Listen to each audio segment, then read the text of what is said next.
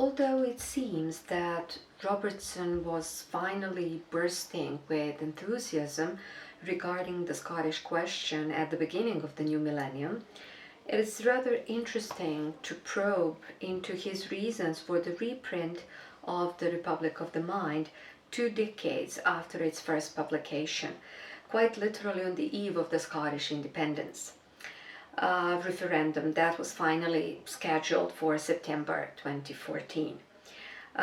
Bearing in mind the prevailing feelings of political discontent, as well as a simultaneous absence of political activism and engagement on the part of the majority of Scottish voters, Robertson found it necessary not only to reprint this particular story, but also to portray a horrifying dystopian vision of the future of Scotland in MacTaggart's Shed, which is the story that we're going to focus on in this video.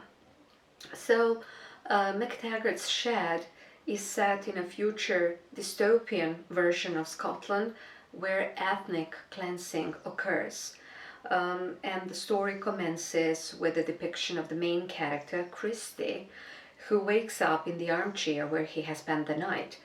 When he looks out of his window, an unaccepted event occurs. He perceives ghosts crossing the field where MacTaggart's shed used to be.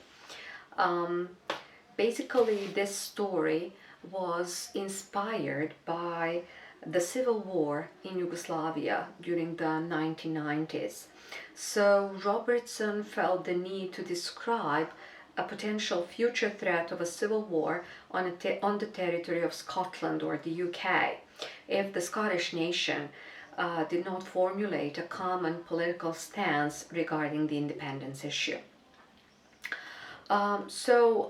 This future dystopia is related to this event when during an unspecified and unexplained civil conflict, the population of a small Scottish village is notoriously divided into warring parties. At first sight, Christie seems to be uninterested in these events, leading a detached life at the end of the village.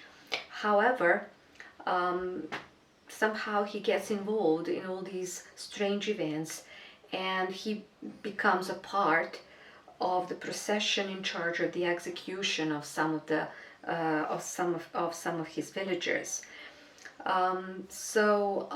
These are the images that haunt Christie in the life after the Civil War, and these are really horrible. You can see a vivid depiction of these atrocities that were performed during this Civil War.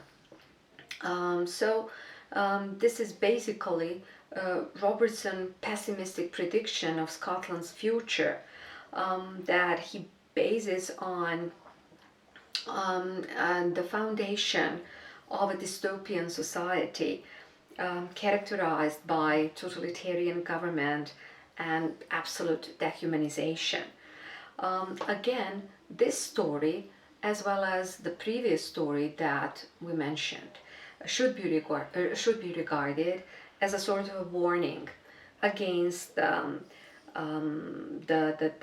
this future prospects, as a sort of a warning about the potential social horrors in case that the independence referendum fails. As we've already seen in the previous story, there is this in this story there is this indirect merge of the political and the private sphere. So the whole theoretical framework that I recommend in this story should be related to maybe some political analysis of the current